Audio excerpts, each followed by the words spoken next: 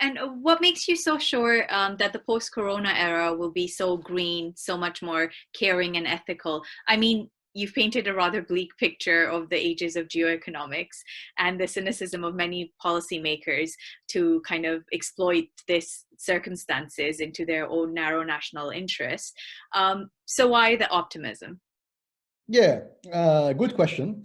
And I'm aware of time, so I think it's good to conclude on a mildly optimistic note.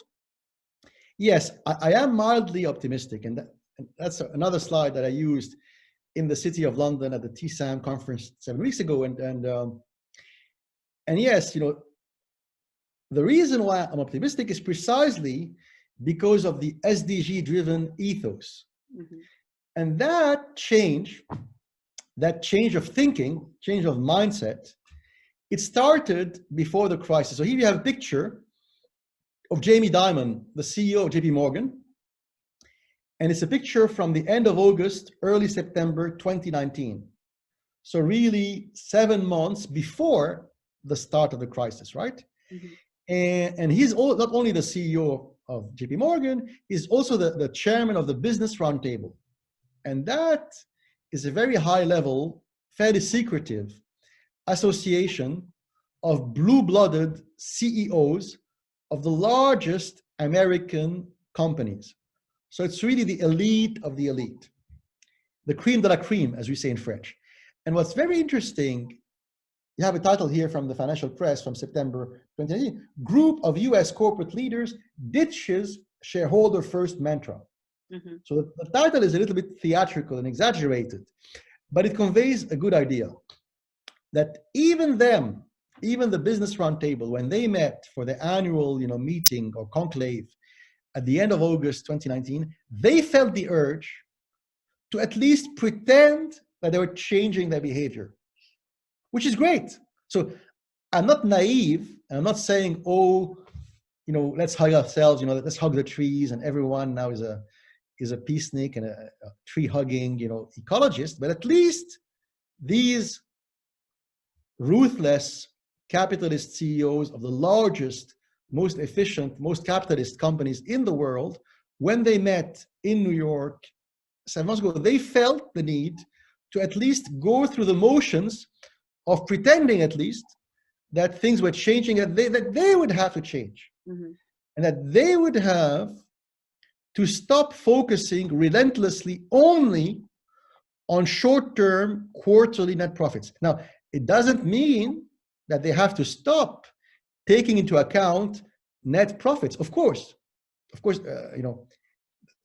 generating net profits should be one of the central objectives of each and every sane corporations. But my point is, when I say SDG-driven world economy, it should not kill other objectives. Mm-hmm. It should not destroy the environment. It should not transfer factories from California to Cambodia only because in Cambodia you can hire 12-year-old children and exploit them and have them work 7 days a week, 15 hours a day without a pension or without a healthcare plan. So that's what I mean by the SDG-driven ethos is, keep on as a CEO, as a corporate strategist, as a policymaker, as an MP, as a minister, keep on, building the economy, building your company in a way that makes it thrive, that makes it, in capacity to generate on a regular basis, strong, solid earnings, but don't do it at the expense of environmental, social, and governance parameters. So really both, to fly in the future, in the regenerated economic renaissance that I really believe could happen in the coming months, is, to fly, if you allow me to use the metaphor, that new bird will need two wings. So, keep one, capitalist, animal instinct, will to make money, mm-hmm. but add a second wing to find some kind of balance, and I think, that balance, the loss of balance that we have seen in the past 35, 40 years was very destructive. And I think we have to restore the balance.